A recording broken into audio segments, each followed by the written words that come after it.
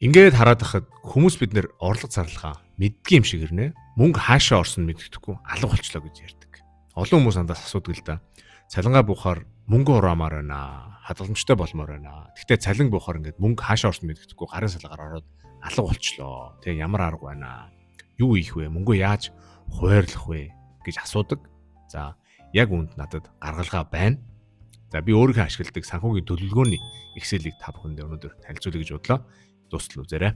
Hi, хөрөнгө оруулагч Lifelong Learner Тэмүүлэн байна. Хэрв та манай суугийг анх удаа үзэж байвал subscribe хийгээрэй. Тэрний оронд та бүхэндээ би гоё сонирхолтой танд хэрэгтэй контентуудыг бэлдэх болно.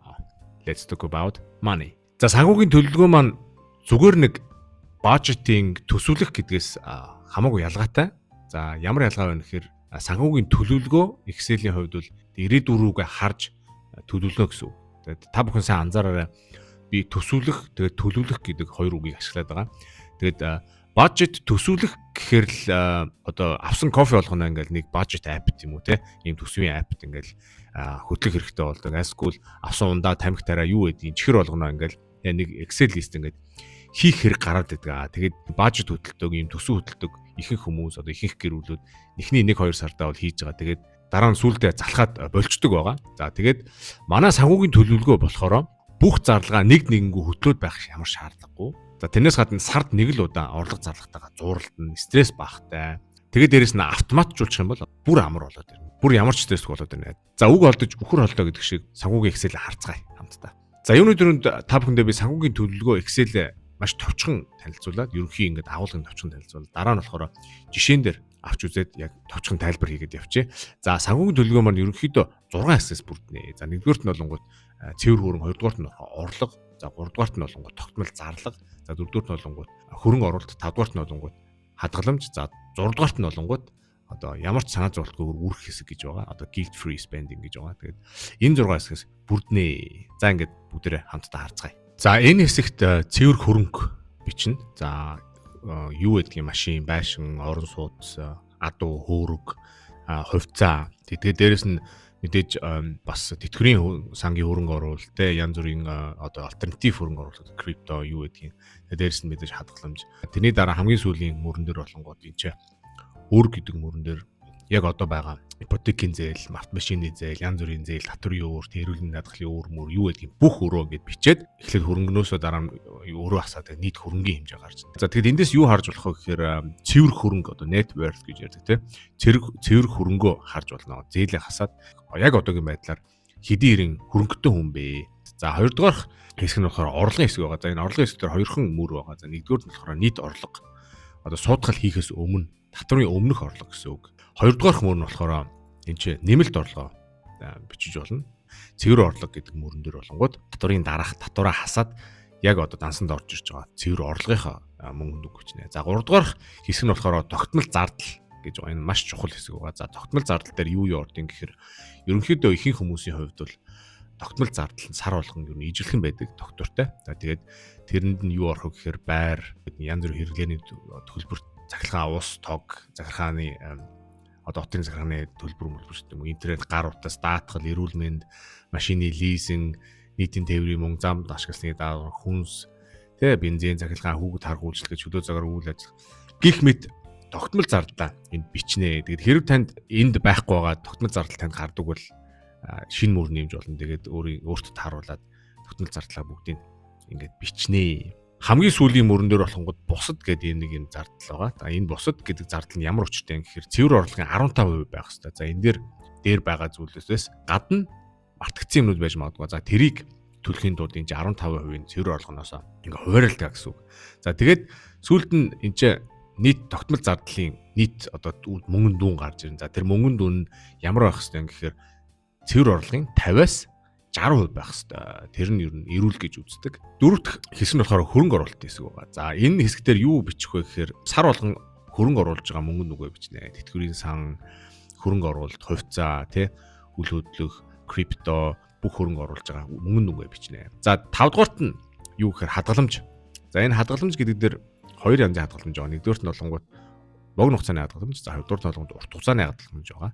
За богино хугацааны хадгаламж нь жишээл юу орох вэ гэхээр одоо дараа жилийн аялал ч юм уу те одоо ойрын 5 жилдээ байшаа авах гад тэрэндээ зүтгэж байгаа тэрэндээ зориг гаргацсан ингэ явж байгаа машин авах гэж байгаа те одоо гэрэлтийн ой ч юм уу 20 жилийн ойгоо тэмдэглэж байгаа нэг хүн том бэлэг авах гэж байгаа юм. Тиймэрхүү богино хугацааны хадгаламжийн богино хугацааны одоо тийм санхүүгийн зориг тавьсан үед тийм хадгаламжуудыг эндээ бичнэ. За тэгээд энэ мөрөн дээр юу гэхээр урт хугацааны яаралтай тусламж хадгаламж гэж байгаа. За emergency fund гэж яриад байгаа. Тэгээд тэр нь болохоор одоо нийт тогтмол зардлын 3-аас 6 сарын мөнгөнд тэнцэх хэмжээний тийм хадгаламжийг энэ хадгалнаа. Тэгвэл хадгалуул их зүгээр байдаг юм аа. Тэгээд дээрэс нь мэдээж татврынхаа мөнгийг те гадаад амьдардаг хүмүүс бол мэднэ жилийн эцэс татвараа ингээд бүгдийг ингээд тооцож байгаа. Татвараа төлдөг байгаа. За Монголын хувьд бол яг хуу сар болгон татвараас ингээд авчдаг учраас энэ ч заавал хадгалаад авах шаардлагагүй энэ тогтмол одоо тий зардлаас татвараа ингээд бас энд ингээ хийж болно. За тэгээд энэ ч нийт хадгаламжийн одоо мөнгөн дүн цэвэр орлогын 5-аас 10% тэнцэж байвал зохилтой гэж үзэж байгаа. За 6 дугаарт нь болонгууд хамаагүй зарцуулах мөнгө гэдэг байгаа. За энэ дээр юу анхаарах ёстой вэ гэхээр цэвэр орлогын 20-оос 35% байх ёстой. Ёстой ч гэжтэй ер нь байвал зүгээр.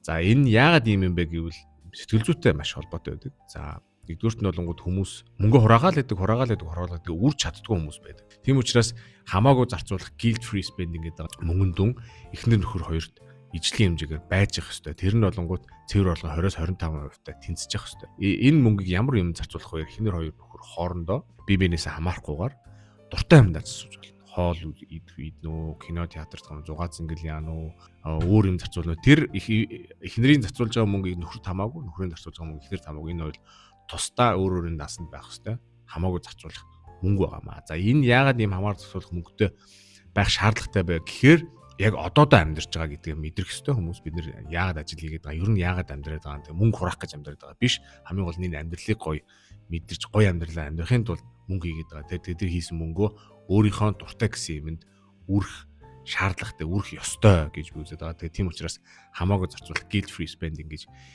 энэ маш чухал шүү. Тэгээд энэ мөнгө 20-оос 25% байх ёстой. За санхүүгийн төлөвлөгөө нь ерөнхийдөө бол иймэрхүү. За тэгээд яагаад ингэж хуваасан юм бэ? Яагаад энэ 6 хэсэгт хуваасан юм бэ гэхээр нэгдүгürt нь хамгийн гол нь тогтмол зардлаа мэдчих юм бол тэгээд хөрөнгө оруулалт хадгаламжаа ингээд цааш нь хийгээд тодорхой хэмжээгээр гэрэн даалгавраа хийцэн гэж яриад байгаа. Тэгээд гэрэн даалгавраа хийчих юм бол дараа нь кофе авч уунаа уу, шоуд нөө одоо тэмэгөөс юм захиална уу ямар ч хамаагүй тэр болгоныг ингээд трек нь болоодох шаардлагагүй тэр болгоныг ингээд нэг аппд хийгээд байх шаардлагагүй тийм учраас одоо энэ санхүүгийн төлөвлөгөө энэ Excel list маань бусад одоо ингээд төсвийн апп те төсвийн ямар нэгэн Excel бүх юм ингээд бичээл нэг дэнгүү ингээд толоод идэг аппнуудаас хамаагүй стресс багтай хамаагүй ажил багт одоо өөр юм аа. Тэгээ тийм учраас сардаа нэг удаа сархын хацад төлбөр тооцоогоо ихтэй энийг харчих хэрэгтэй. Тэгээд миний ер нь төлбөрүүд ингээд яг төлөвснөр ингээд яваад байна уу, жоохон багасаад байна уу, ихсээд байна уу, тэ орлого ихслэх гэвэл би хаашаага тэ илүү хийх үү, өөртөө байлаа гэхэд өөрөө яаж дарах уу, тэ тэр болгоныг ингээд сар болгоо ингээд зохицуулаад дэшин доош нь болгоод явчих. Тим хэмжээний ийм Excel байгаа шүү. За дараагийн хэсэг та бүхэндээ би санхүүгийн төлөвлөгөөг энэ тоотоогоор үзүүлье. За би та бүхэндээ санхүүгийн төлөвлөгөөг жишээтэй тайлбарлаж өгье. Яаж бүглэх үү? За энэхүү жишээн дээр би 2 хүнээр зүгээр тооцсонгуудаа 40 гаруй насны 2 хүн хүүхэдгүй хүнээр тооцоод бүгэлсэн байгаа. Энэ зүгээр жишээ тоо шүү заяа.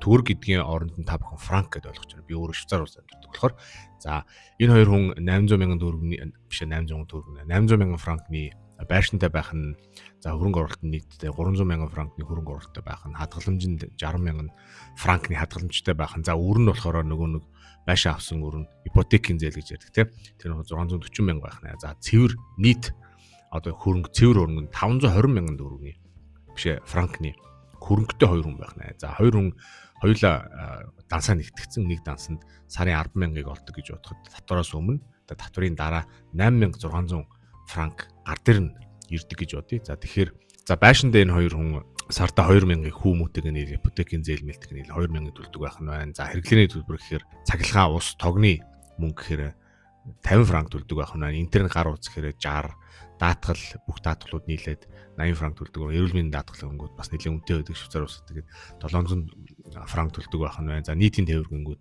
400 франк төлдөг байх нь байна. Энэ 2 хүмүүс машингүй байх нь ямар нэгэн лизинг байхгүй. Зам ашиглах татвар гэж байхгүй. Бусад ахуй хэрэглээ хүнс гингүүд 500 төгрөг болгочдөг байх нэ. За гишүүнчлэл ямар нэгэн фитнес subscription тэр бүгд нийлээд сарын 300 болдог байх нь байна. За бусад одоо нөгөө нэг бидний яриад байдаг бусад орлогын 15% ямар нэгэн зүйлд мартсан байж магадгүйгээд 439 франк. За ингээд нийтдээ энэ хоёр хүний тогтмол зардал нь 4529 франк буюу 53% болж байна. 50-60%-ийн хооронд хэлбэлцэл ирүүл гэж үздэг байгаа.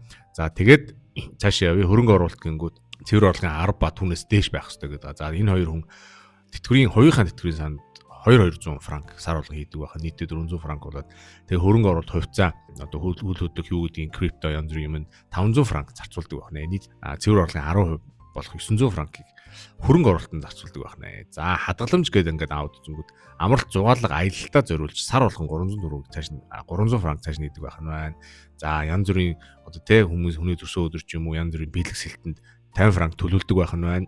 За тэрнээс гадна урт хугацааны хадгаламжтад сар болгон 250 франк хийдэг байна. Энэ хоёрын одоо зорилго нь юу гэхээр 12 сар одоо хоёулаа ажилгүй боллоо гэхэд 12 сар тогтмол зарлаа төлөөд ингээд жил ингээд ажил хийхгүй амьдрах тийм зорилготой. Тийм учраас ийм урт хугацааны одоо emergency fund яаралт тусламжийн хадгаламж гэж ингээд хадгалаад байгаамаа. Энэ бол зүгээр жишээ шүү манайхан та.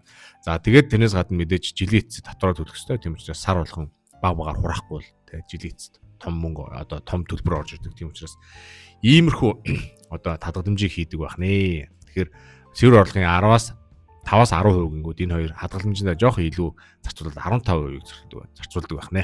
За бүх гэрийн даалгаврыг хийгээд дууссаны дараа 22% буюу 1870 франк энэ хоёрт цэвэр гар дээр нь ингээд үлдэж байна. Энэ юу вэ гэхээр энэ нэг дундуур нь яг хуваагаад сарын 900 франк гэсэн үг те.